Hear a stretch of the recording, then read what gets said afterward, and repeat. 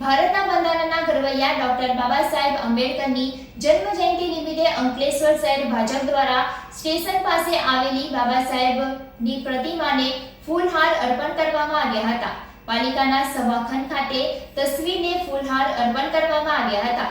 વિવિધ રાજકીય પક્ષો, આગેવાનો, સામાજિક કાર્યકરો, સંગઠનો સહિત દલિત સમાજના આગેવાનો દ્વારા ફૂલહાર અર્પણ કરવામાં આવ્યા હતા.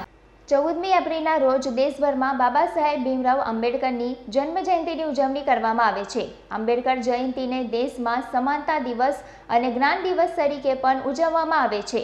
આજ રોજ ડોક્ટર બાબા સાહેબ આંબેડકરની 132મી જન્મ જયંતિ નિમિત્તે અંકલેશ્વર શહેર ભાજપ દ્વારા રેલવે સ્ટેશન પર આવેલા ડોક્ટર બાબા સાહેબ આંબેડકરની પ્રતિમાને ફૂલહાર અર્પણ કરી પુષ્પાંજલિ કરવામાં આવી હતી.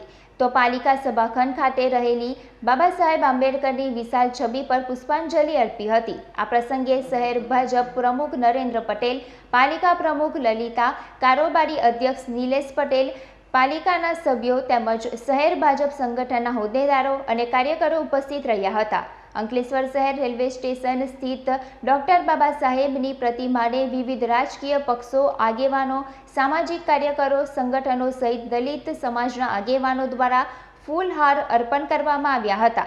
આ સાથે જ રેલવે સ્ટેશન સ્થિત ડોક્ટર બાબા સાહેબ આંબેડકરની પ્રતિમા પાસેથી માટીયેડ ગામ સુધીની રેલીનું પણ આયોજન કરવામાં આવ્યું હતું. જે રેલીમાં સમાજના આગેવાનો ડી.સી. સોલંકી, ઇન્ડિયા ગઠબંધનના ઉમેદવાર ચેતર વસાવા અને અનિલ ભગત સહિતના આગેવાનો જોડાયા હતા.